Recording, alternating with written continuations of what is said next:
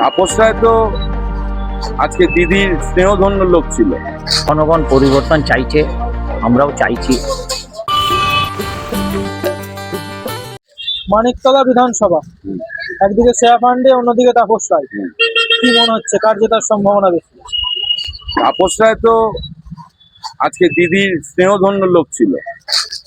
কি কারণবশত কেন তা আমরা বিস্তারিত জানি না, কিন্তু উনি এখান থেকে দলছুট হয়ে গেল, হয়ে গিয়ে আজকে উনি জয়েন করেছে অপোজিশনে। জয়েন করার পরে উনি এখানে দুবার দাঁড়িয়েছে। নেক্সট এবারও উনি সিট নিয়ে, তার আগে কল্যাণ চৌবে দাঁড়িয়েছে, তাতেও হেরেছে। এরপরে এর আগেও দাঁড়িয়েছিল তাপস রায়, তাতেও হেরেছে। নেক্সট এবার রানিং 2026-এ দাঁড়িয়েছে। দেখা যাক কি হয়। এবার তার মেয়ে থার্ড ম্যান এসে দাঁড়িয়েছে। সাধনবাবু চলে গেছে, ওনার ওয়াইফ সিট ছেড়ে দিচ্ছে, তার মেয়ে দাঁড়াচ্ছে। ধরতে গেলে তার নিজের মেয়ের মতো আজকে সাধনবাবুর মেয়ে, আর মানে আপনার তাপস রায়ের মেয়ের মতো তার সঙ্গে আজকে লড়াই করতে হচ্ছে। একটা দুঃখজনক ব্যাপার, কারণ উনি ছাত্র পরিষদ থেকে রাজনীতি করতে করতে এই আঙিনায় এসে দাঁড়িয়েছে।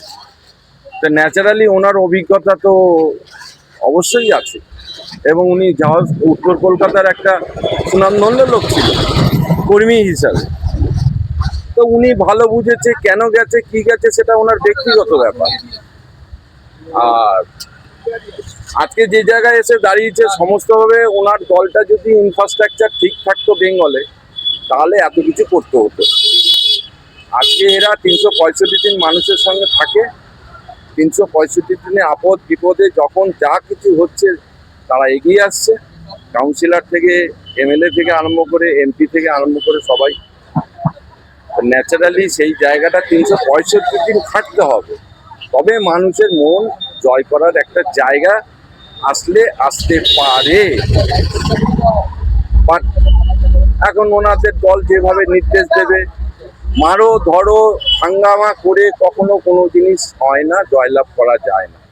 সে দেশের ক্ষেত্রেও দেখতে পাচ্ছেন, ডোনাল্ড ট্রাম্প অনেক কিছু হুঙ্কার দিচ্ছে, কিন্তু নিজে কোণঠাসা হয়ে যাচ্ছে।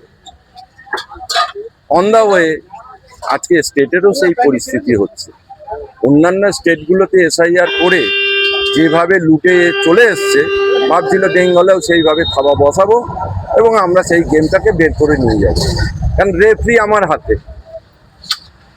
ন্যাচারালি সেই জায়গাটায় মনের জোর ভাবছে যে আমরা হুইপ পেরিয়ে যাব।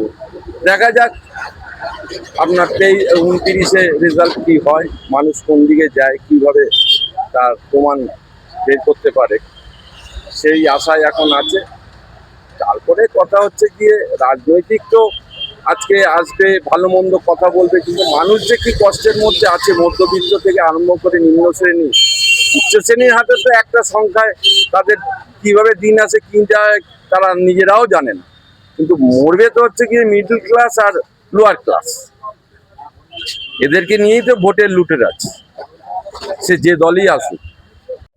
মানিকতলা বিধানসভা, একদিকে শ্রেয়া পান্ডে, অন্যদিকে তাপস রায়।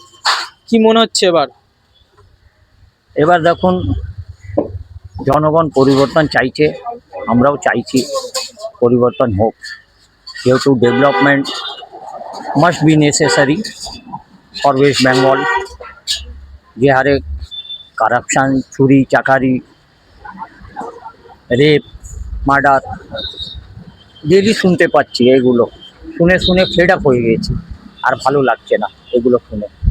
সেই জন্য আমরাও চাইছি একটা পরিবর্তন হোক। আর কি বলবো বলুন, চারিদিকে কখনো শুনছি কয়লা চুরি, কখন গরু পাচার, ডেলি ডেলি শুনে শুনে ভালো লাগছে না, নিজের লজ্জা লাগছে।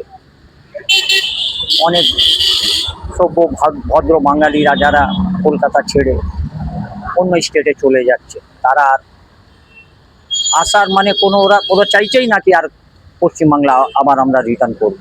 আমরা চাইছি ওরা রিটার্ন করুক, তার জন্যে পরিবর্তন মাস্ট বি নেসেসারি।